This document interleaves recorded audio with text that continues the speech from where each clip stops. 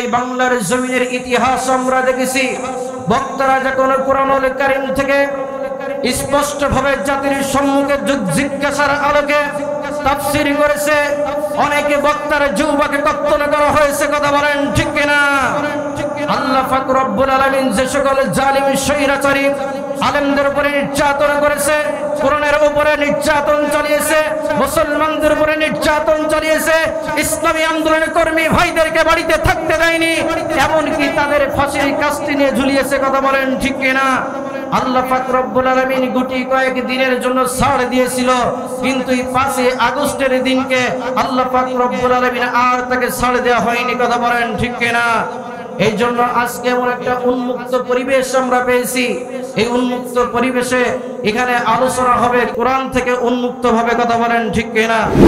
ঐতিহ্যবাহী বড় কাশিমুর রহমতিয়া এতিম হাফিজিখানা মাদ্রাসার বার্ষিক তাফসীরুল কোরআন মাহফিলের সম্মানিত মুআজ্জাজ মুকাররম সভাপতি, অতিথিবৃন্দ, আসুন সর্বপ্রথম সেই মহান আল্লাহ পাক রব্বুল আলামিনের দরবারে শুকরিয়া তানা আদায় করছি যে মহান আল্লাহ পাক রব্বুল আলামিন আপনাকে আমাকে দুনিয়ার ভিতরে থেকে ছাঁটাই করে বাছাই করে আজকের এই বড় কাশিমুর রহমতিয়া এতিম হাফিজিখানায় আসবার মতো কোরআনুল কারীম থেকে কিছু কথা বলবার এবং শুনবার মতো তৌফিক যে আল্লাহ তাআলা দান করেছেন। সম্মানিত উপস্থিতি, আমার সময় খুবই স্বল্প, এই জন্য আমি আপনাদের সম্মুখে মহাগ্রন্থ কোরআনুল কারীম থেকে সূরা তাওবার 20 নম্বর আয়াতে কারিমা তেলাওয়াত করেছি। আল্লাহ পাক রব্বুল আলামিন স্বল্প সময়ের ভিতরে যদি কিছু কথা বলবার তৌফিক দান করেন তাহলে কথা বলবো। ওমা তৌফিক ইল্লা বিল্লাহ। সকলে মিলে বলছি আল্লাহুম্মা আমিন। আল্লাহ পাক রব্বুল আলামিন অত্র আয়াতে কারিমার ভিতরে কিছু শ্রেণীর মানুষের বৈশিষ্ট্যের কথা বলেছেন যারা আল্লাহর কাছে অতি মর্যাদাবান। সুবহানাল্লাহ বলবেন না? আমরা চাই আমাদের আত্মসম্মান নিয়ে বেঁচে থাকতে। কথা বলেন ঠিক কিনা? এই আত্মসম্মান শুধু মানুষের কাছে নাই, আমরা চাই আমার আল্লাহর কাছে আত্মসম্মানটা যেন আমাদের থাকে। কথা বলেন ঠিক কিনা? আমরা দুনিয়াতে জনপ্রিয়তা অর্জন করতে চাই না, আমরা দুনিয়াতে বাঙালি হিসাবে আমাদের পরিচয় দিয়ে আমরা বেঁচে থাকতে চাই না, বরং আমাদের সবচেয়ে বড় পরিচয় আমরা হলো মুসলমান। কথা বলেন ঠিক কিনা? কারণ বর্তমান সময়ে কিছু মানুষ বক্তৃতা দিতে যে তাদের বক্তৃতার ধরনটাই এমন হয়ে যাচ্ছে যে আমরা ধর্মের উপরে পরিচয় আমাদের না, আমাদের পরিচয় হলো আমরা বাঙালি। নাউজুবিল্লাহ বলবেন না? আমাদের পিতা, আমাদের জাতির পিতা হযরত ইব্রাহিম আলাইহিস সালাম, তিনি আমাদের নামকরণ করেছে মিল্লাতা আবিকুম ইব্রাহিম হুয়া সাম্মাকুমুল মুসলিমিন। আল্লাহ পাক রব্বুল আলামিন নির্ধারণ করেছেন আমাদের জাতির পিতা হযরত ইব্রাহিম আলাইহিস সালাম। সুবহানাল্লাহ বলবেন না? আর সেই ইব্রাহিম আলাইহিস সালাম আমাদের নামকরণ করেছে হুয়া সাম্মাকুমুল মুসলিমিন, আমরা হলাম মুসলমান। এটা আমাদের পিতারে দেয়া নাম, এই সেই নামই হবে আমাদের মূল পরিচয়। কথা বলেন ঠিক কিনা? আগে আমরা মুসলমান, ধর্মীয় পরিচয় আমাদের পরিচয়, তারপরে আমরা বাঙালি। কথা বলেন ঠিক কিনা? যখন বাংলাদেশ স্বাধীন হয়েছিল না তখন আমরা মুসলমান ছিলাম, তখন তো আমাদের এই পরিচয় আসে নাই। তাহলে সর্বপ্রথম যে পরিচয় আমরা পরিচিত, আমাদের সেই পরিচয়টা আমরা আগে ধারণ করতে চাই। কথা বলেন ঠিক কিনা? সম্মানিত উপস্থিতি, এই জন্য যে কথা বলতেছিলাম, আমরা চাই আমরা আল্লাহর কাছে মর্যাদাবান বান্দা হতে। আপনারা একমত তো? আল্লাহ পাক রব্বুল আলামিন অত্র আয়াতে কারিমার ভিতরে কারা আল্লাহর কাছে অতি মর্যাদাবান, কারা আল্লাহর কাছে সম্মানিত, আল্লাহ পাক রব্বুল আলামিন সে সকল মানুষের কথা আল্লাহ তাআলা রব্বুল আলামিন উল্লেখ করেছেন। আল্লাহ পাক রব্বুল আলামিন বলেন, আল্লাযীনা আমানু ওয়া হাজারু ওয়া জাহাদু ফি সাবিলিল্লাহি বিআমওয়ালিহিম ওয়া আনফুসিহিম আ'যামু দারাজাতান ইনদাল্লাহ ওয়া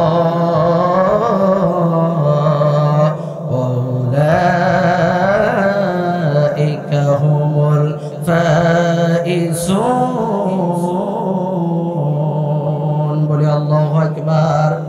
আল্লাহ পাক রব্বুল আলামিন বললেন, আল্লাযীনা আমানু, যারা ঈমান এনেছে, ওয়া হাজারু যারা হিজরত করেছে, ব্যবসার জন্য যারা হিজরত করেছে, এই সকল মানুষের কথা আল্লাহ পাক রব্বুল আলামিন বলেন নাই। পরবর্তীতে ব্যাখ্যার ভিতরে আলোচনা আসবে ইনশাআল্লাহ।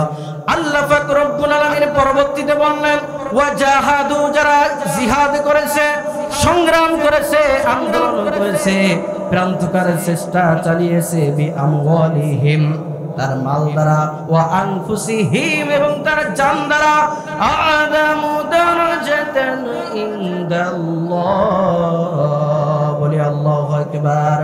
আল্লাহ পাক রব্বুল আলামিন বললেন যারা ঈমান এনেছে, হিজরত করেছে আর জিহাদ করেছে, আমি আল্লাহ আমার কাছে তারা অত্যন্ত মর্যাদাবান। সুবহানাল্লাহ বলবেন না? আল্লাহ পাক রব্বুল আলামিন শুধু মর্যাদাবান বলেই ক্ষান্ত হন নাই, আমার আল্লাহ পাক রব্বুল আলামিন বলেন ওয়া উলাইকা হুমুল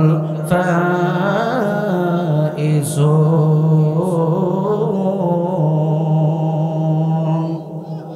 আল্লাহ পাক রব্বুল আলামিন বলেন এরা শুধু আমার কাছে মর্যাদাবান না, আমি আল্লাহ পাক রব্বুল আলামিন বলে দিলাম এরা হলো দুনিয়ার ভিতরেই সফলকাম।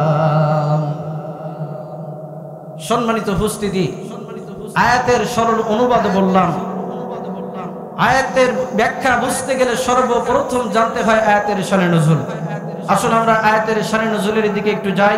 আল্লাহ পাক রব্বুল আলামিন আয়াতটি কেন নাজিল করলেন, আল্লাহ পাক রব্বুল আলামিন আয়াতটি কোন কারণে নাজিল করলেন, আল্লাহ কোন প্রেক্ষাপটে আয়াতটি নাজিল করলেন, এটা জানার দরকার আছে না নাই? বদর যুদ্ধ হয়ে গিয়েছে। কোন যুদ্ধ? বদর যুদ্ধ হয়ে গেছে। এমন সময় কিছু সংখ্যক মুসলমানেরা মসজিদে নববীতে বসে রয়েছেন। মুনির ইবনে বাশির আল আনসারী রাদিয়াল্লাহু তাআলা আনহু বলেন আমি একদা রাসূল সাল্লাল্লাহু আলাইহি সাল্লামের কিছু সংখ্যক সাহাবীর সাথে মসজিদে নববীতে বসেছিলাম। এমন সময় ওদিকে বদর যুদ্ধ দেখানো হয়ে গেল। একজন সাহাবী বলতেছেন, আল্লাহর নবীর সাহাবী বলতেছেন, বদর যুদ্ধ হয়েছে তো কি হয়েছে, যুদ্ধে অংশগ্রহণ করতে পারি নাই তো কি হয়েছে, আমি তো ইসলাম ধর্ম গ্রহণ করেছি। ইসলাম ধর্ম গ্রহণ করার পরে আমি হাজীদেরকে পানি পান করাই। আর একজন সাহাবী বলতেছে আমিও তো ঈমান এনেছি। ঈমান আনবার পরে কাবা শরীফের রক্ষণাবেক্ষণের দায়িত্ব আমার রয়েছে। এমন ভাবে দুইজন সাহাবীর ভিতরে দুইটা মতনৈক্য যখন তৈরি হয়ে গেল, আর একজন সাহাবী তখন বলতেছে ও আল্লাহর নবীর সাহাবীরা তোমরা শুনে নাও, একজন ঈমান এনেছো আর হাজীদের পানি পান করাচ্ছো, তোমাদের মর্যাদা মনে হয় বেশি। আর একজন সাহাবী তোমরা বলতেছো তুমি ঈমান এনেছো, কাবা শরীফের রক্ষণাবেক্ষণের দায়িত্ব তোমার রয়েছে, এর জন্য কি তুমি মনে করো তুমি খুবই মর্যাদাবান? আর একজন সাহাবী বলতেছে না, এই দুইটার কোন ব্যক্তি আল্লাহর কাছে মর্যাদাবান হতে পারে না। আল্লাহর কাছে মর্যাদাবান তারা আল্লাহর রাস্তায় জিহাদ করে যারা। এমন ভাবে যখন সাহাবীদের ভিতরে মতনৈক্য সৃষ্টি হয়ে গেল, এমন সময় আল্লাহর নবীর সাহাবী হযরত ওমর ফারুক রাদিয়াল্লাহু তাআলা উপস্থিত হয়ে গেলেন। দিনটা ছিল জুমআবার। আল্লাহর নবীর সাহাবী ওমর যখন উপস্থিত হয়ে গেলেন, এই ওমর এসে বলতেছে আল্লাহর নবীর সাহাবীরা তোমরা একে অপরের মতনৈক্য সৃষ্টি করো না, একে অপরের ভিতরে সরগলের ভিতরে তোমরা লিপ্ত হয়ে যেও না। আজকে জুমআবার, একটু পরে আল্লাহর নবী বিশ্ব নবী জনাবে মুহাম্মদুর রাসূলুল্লাহ সাল্লাল্লাহু আলাইহি সাল্লাম আমাদের ভিতরে চলে আসবেন। আল্লাহর নবীর কাছে জিজ্ঞাসা করব, ও আল্লাহর পয়গম্বর, আল্লাহর হাবিব, আপনার কাছে আমরা জানতে চাই আল্লাহর কাছে মর্যাদাবান কারা? আল্লাহর নবী চলে আসলেন মসজিদে নববীতে। আল্লাহর নবী আসার পরে ওই সকল সাহাবীরা জিজ্ঞাসা করলেন, ইয়া রাসূলুল্লাহ, ইয়া হাবিবাল্লাহ, আমাদের ভিতরে এমন মতনৈক্য সৃষ্টি হয়ে গিয়েছিল, আজকে আমি আপনার কাছে জানতে চাই, আমরা সকলেই আপনার কাছ থেকে জানতে চাই, শুনতে চাই, আল্লাহর কাছে সবচাইতে মর্যাদাবান কারা? আল্লাহু আকবার বলবেন না? আল্লাহর নবী বিশ্ব নবী সাল্লাল্লাহু আলাইহি সাল্লাম কিছু বললেন না। আল্লাহর নবী যখন চুপ থাকলেন, আল্লাহ পাক রব্বুল আলামিন আরশে আজিম থেকে হযরতে জিবরাইল আলাইহিস সালামকে পাঠিয়ে দিলেন। দেওয়ার পরে আল্লাহর নবীকে বলা হলো, ওগো আল্লাহর পয়গম্বর হাবিব, আল্লাহ পাক রব্বুল আলামিন আরশে আজিমে আর দেরি করতে পারলেন না। আপনার কাছে আপনার সাহাবীরা জানতে চেয়েছে আল্লাহর কাছে সবচেয়ে মর্যাদাবান ব্যক্তিরা কারা, এটা আল্লাহ পাক রব্বুল আলামিন জানতে চাই। আল্লাহ পাক রব্বুল আলামিন আপনার উপরে এই মাত্র কুরআনুল কারীমের সূরা তাওবার 20 নম্বর আয়াতে কারিমা আল্লাহ তাআলা নাযিল করে দিলেন। আল্লাহু আকবার বলবেন না? আল্লাহর নবীর কাছে জিবরাইল আলাইহিস সালাম এসে বলতেছেন, ওগো আল্লাহর পয়গম্বর, আল্লাহ পাক রব্বুল আলামিন আপনাকে জানিয়ে দিয়েছেন আল্লাযীনা আমানু ওয়া হাজারু ওয়া জাহাদু ফি সাবিলিল্লাহ। বলে আল্লাহু আকবার। আল্লাহ পাক রব্বুল আলামিন আরো বললেন বিআমওয়ালিহিম ওয়া আনফুসিহিম আ'যামু দারাজাতান ইনদাল্লাহ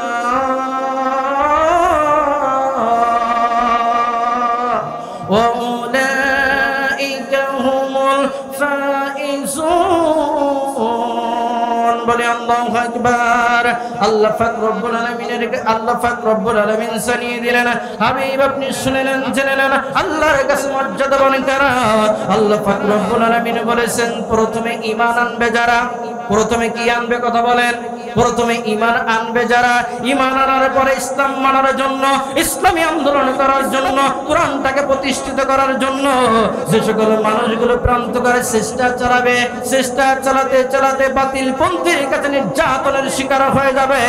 নির্যাতনের শিকার হওয়ার পরে ওই ইসলামী আন্দোলনের কর্মীদের, যে সকল কর্মীদেরকে তাদের উপরে নির্যাতন করা হবে, নির্যাতনের স্টিম রোলার চালানো হবে, কাউকে বা গ্রাম থেকে বের করে দেওয়া হবে, কাউকে বা সমাজ থেকে বের করে দেওয়া হবে। এই ইসলামী আন্দোলন করার কারণে, কোরআন থেকে কথা বলবার কারণে, কোরআনের আইনটাকে বাংলার জমিনে প্রতিষ্ঠিত করবার কারণে ওই বাতিল পন্থীরা যাদেরকে দেশ ত্যাগ করতে বাধ্য করবে, হিজরত করবে, সর্বপ্রথমে ঈমান এনে হিজরত করবে যারা, আল্লাহর কাছে অতি প্রিয় তারা। সুবহানাল্লাহ বলবেন না? আল্লাহ পাক রব্বুল আলামিন বললেন প্রথমে ঈমান আনবে যারা, করবে। আল্লাহ পাক রব্বুল আলামিন বললেন প্রয়োজন হলে বিআমওয়ালিহিম, সর্বপ্রথম তারা মাল দ্বারা চেষ্টা করবে। কথা বলেন কি দ্বারা? সর্বপ্রথম তারা মাল দ্বারা চেষ্টা করবে। আল্লাহ পাক রব্বুল আলামিন বললেন মাল দেওয়ার পরে যদি ইসলামী আন্দোলন করার কারণে, ইসলামী আন্দোলন করার জন্য, বাংলার জমিনে ইসলামটাকে প্রতিষ্ঠিত করবার জন্য, বাংলার জমিনে এই আল কোরআনুল কারীমটাকে ওই পার্লামেন্টে নেওয়ার জন্য যদি নিজের জীবনটা পর্যন্ত উৎসর্গ করতে হয়, ও আমার বান্দা, ও আমার বান্দিরা, তোরা শুনে নে, আনফুসিহিম, তোমাদের জীবন দ্বারা প্রচেষ্টা করা লাগবে। এই কাজগুলো যারা করবে আল্লাহ পাক রব্বুল আলামিন তাদের ব্যাপারে বলতেছেন আ'যামু দারাজাতান ইনদাল্লাহ।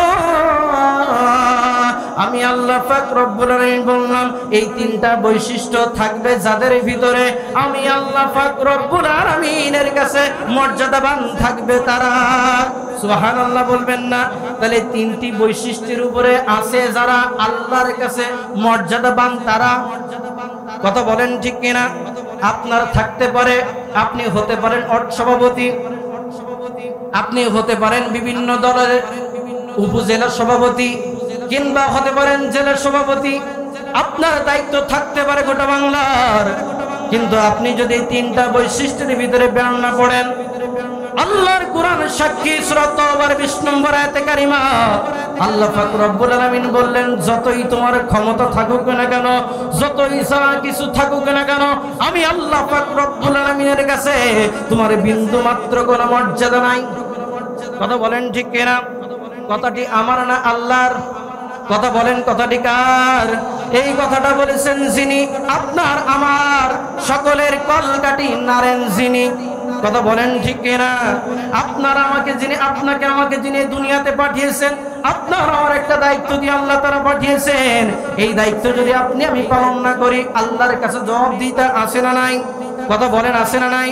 এখন মনে করেন এটা হলো আল্লাহর কাছে মর্যাদাবান এরা। এখন প্রচন্ড ঠান্ডার ভিতরে আমরা ফজরের নামাজ পড়ি কি পড়ি না? কথা বলেন, শুধুমাত্র কিসের আশায়? আল্লাহর কাছ থেকে রহমত নেওয়ার আশায়। কথা বলেন ঠিক কিনা?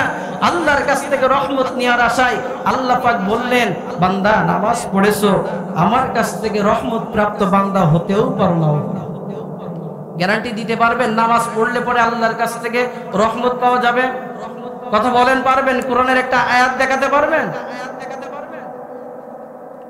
কোরআনের একটা আয়াত নাই, কিন্তু আমাদের লক্ষ্য উদ্দেশ্য হলো আল্লাহর কাছ থেকে আল্লাহর রহমত প্রাপ্ত বান্দায় আমরা পরিণত হতে চাই। কথা বলেন ঠিক কিনা? আল্লাহ তাআলা রব্বুল আলামিন সে সম্পর্কে কোরআনুল কারীমের ভিতরে বললেন, সূরা বাকারার 218 নম্বর আয়াতে কারিমার ভিতরে আল্লাহ পাক রব্বুল আলামিন বললেন, ইন্নাল্লাযীনা আমানু ওয়াল্লাযীনা হাজারু ওয়া জাহাদু ফিস সাবিলিল্লাহ ওয়া উলাইকা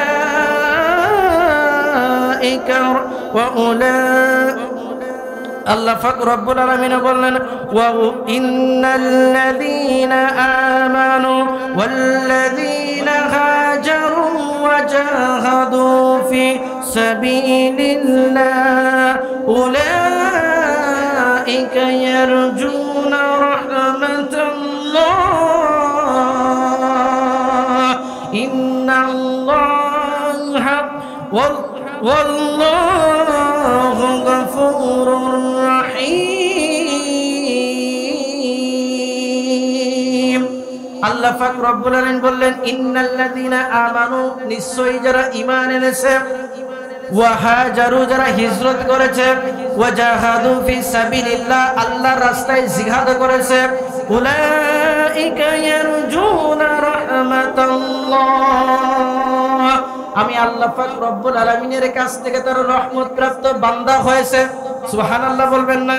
তাহলে ঈমান আনলে পরে, হিজরত করলে পরে, আল্লাহর রাস্তায় জিহাদ করলে পরে, ইসলামী আন্দোলন করলে পরে আল্লাহর কাছ থেকে রহমত প্রাপ্ত বান্দা হওয়া যায়। কথা বলেন ঠিক কিনা?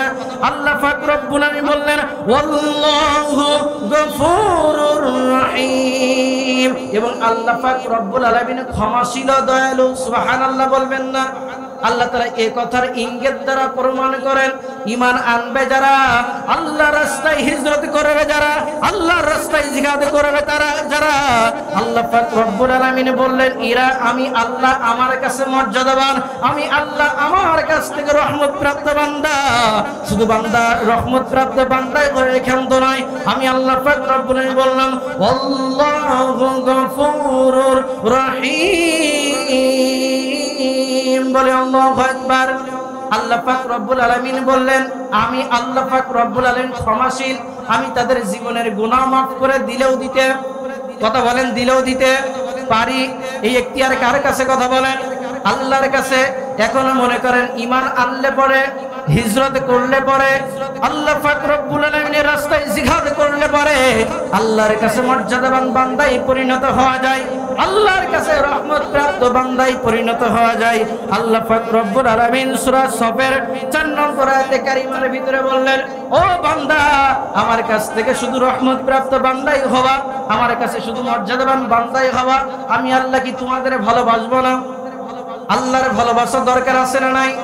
কথা বলেন আছে না নাই? আল্লাহ পাক রব্বুল আলামিন বললেন, ইন্নাল্লাহা ইউহিব্বুল্লাযীনা ইউকাতিলুনা ফি সাবিলিহি সাফফান কাআন্নাহুম বুনিয়ানুম মারসুস। আল্লাহু আকবার বলবেন না? আল্লাহ পাক রব্বুল আলামিন বললেন, আল্লাহ তাদেরকে বড্ড বেশি ভালোবাসে, আল্লাহ পাক রব্বুল আলামিন তাদেরকে বড্ড বেশি ভালোবাসে।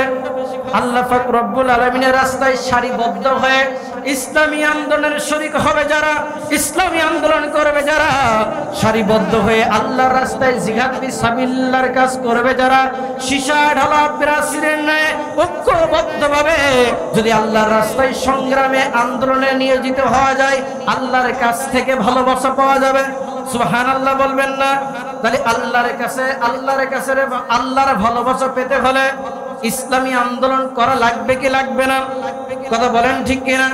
আজকে আমার মূল লক্ষ্য উদ্দেশ্য, আল্লাহর কাছে মর্যাদাবান কারা, আল্লাহর কাছে রহমত প্রাপ্ত বান্দা কারা, আল্লাহর কাছ থেকে আল্লাহর ভালোবাসা প্রাপ্ত বান্দা হয়েছে কারা? কথা বলেন ঠিক কিনা?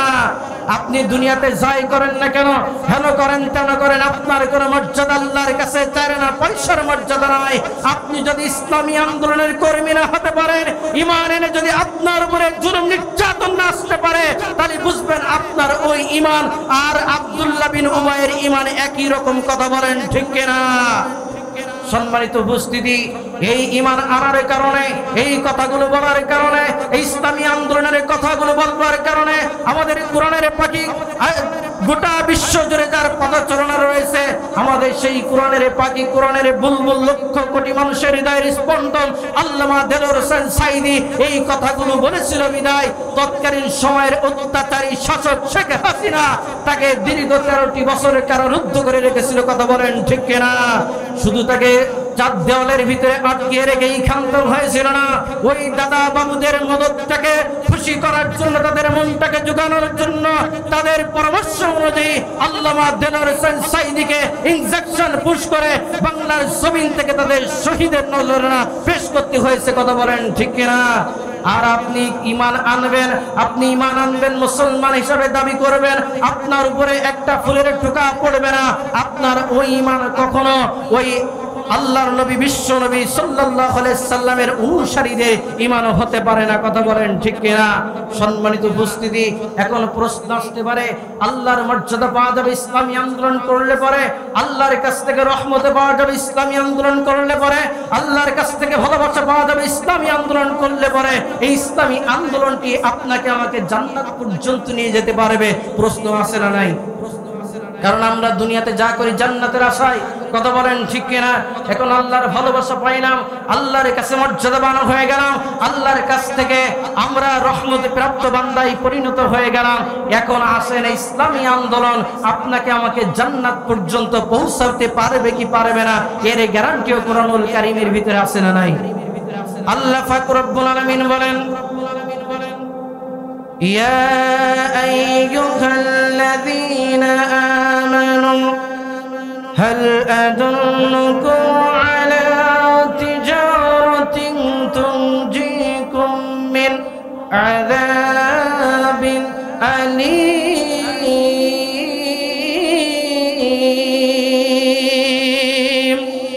আল্লাহ পাক রব্বুল আলামিন বললেন, হে ঈমানদার বান্দাগণ, হে আমার বিশ্বাসী বান্দাগণ, তোমাদেরকে আমি এমন একটা ব্যবসার সন্ধান দিব না যে ব্যবসা করলে পরে তোমরা কঠিন জাহান্নামের আগুন থেকে মুক্তি পেতে পারো।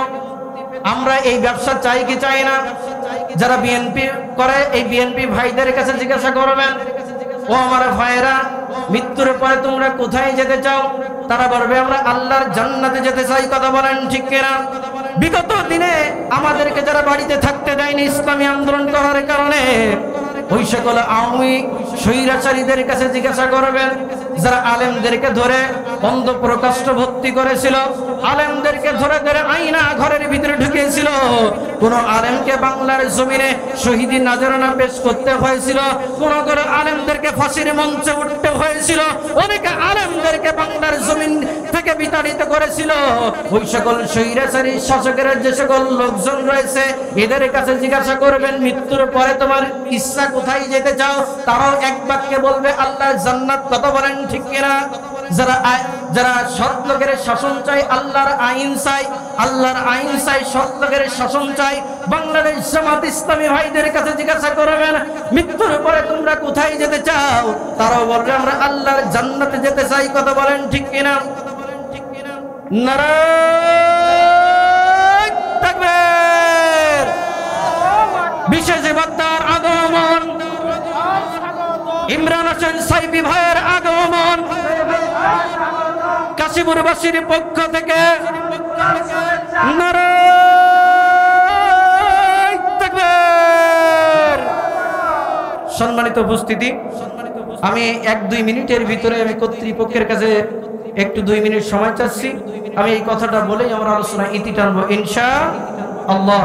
আল্লাহ পাক রব্বুল আলামিনের কাছে আল্লাহ পাক রব্বুল আলামিন বললেন, তোমাদের কি এমন একটা ব্যবসার সন্ধান আমি আল্লাহ পাক রব্বুল আলামিন দিব না, যে ব্যবসা করলে পরে তোমরা কঠিন জাহান্নামের আগুন থেকে মুক্তি লাভ করতে পারবা?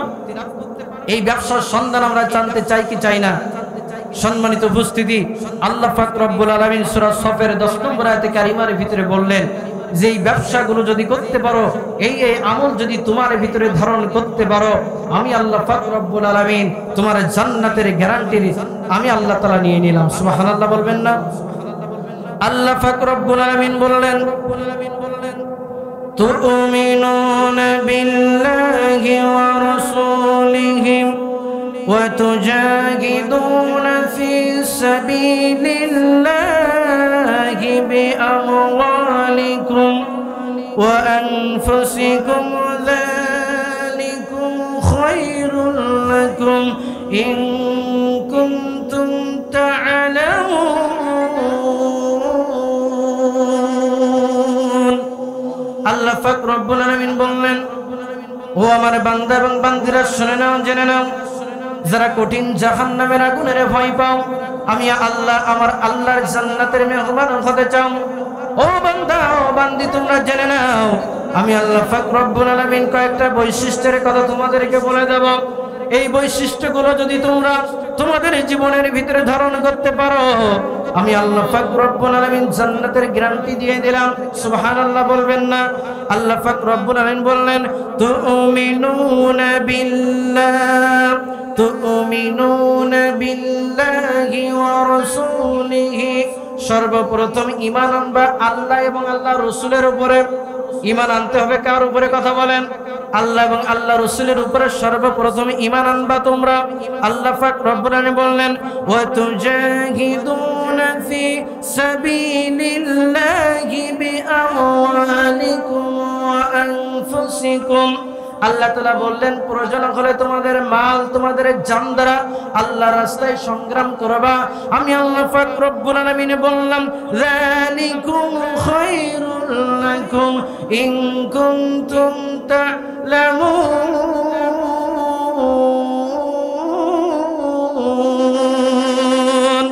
আল্লাহ পাক রব্বুল আলামিন বললেন, তোমাদের জান্নাতে যাওয়ার জন্য এটা হলো উত্তম পন্থা, তোমরা যদি জানতে। সুবহানাল্লাহ বলবেন না? তাহলে জাহান্নামের কঠিন আযাব থেকে মুক্তি পাবো তখন আল্লাহ এবং আল্লাহ রাসূলের উপরে ঈমান আনবো, যখন নিজের জান এবং মাল দ্বারা আল্লাহর রাস্তায় প্রান্তকারের চেষ্টা চালাবো, তখন যখন আমরা কোরআনটাকে আল কোরআনটাকে পার্লামেন্টে পৌঁছানোর জন্য যদি অর্থের প্রয়োজনে অর্থ দেব, যদি রক্তের প্রয়োজনে রক্ত দেব, যদি প্রয়োজন হয় নিজের জীবনটাকে বিলিয়ে দিতে হবে। আল্লাহ পাক রব্বুল আলামিন বললেন, যদি আল্লাহর রাস্তায় যদি নিজের জীবনটাকে পর্যন্ত বিলিয়ে দিতে পারো, যালিকুম খায়রুল লাকুম ইন কুনতুম তা'লামুন, এটা হলো জান্নাতে যাওয়ার জন্য তোমাদের জন্য উত্তম পন্থা, উত্তম পথ, তোমরা যদি জানতে। সুবহানাল্লাহ বলবেন না? তাহলে যারা বলে সহজভাবে আল্লাহর জান্নাতে যেতে চায়, সহজভাবে জান্নাতে যাওয়ার আমল হলো এটা, আল্লাহ এবং আল্লাহ রাসূলের প্রতি ঈমান আনতে হবে এবং জিহাদ করতে হবে, প্রান্তকার চেষ্টা চালাতে হবে। এটা যদি আল্লাহর রাস্তায় জিহাদ ফিসাবিলিল্লাহর কাজ করতে পারি, আমার আল্লাহ পাক রব্বুল আলামিন বললেন সহজভাবে জান্নাতে যাওয়া যাবে। সুবহানাল্লাহ বলবেন না?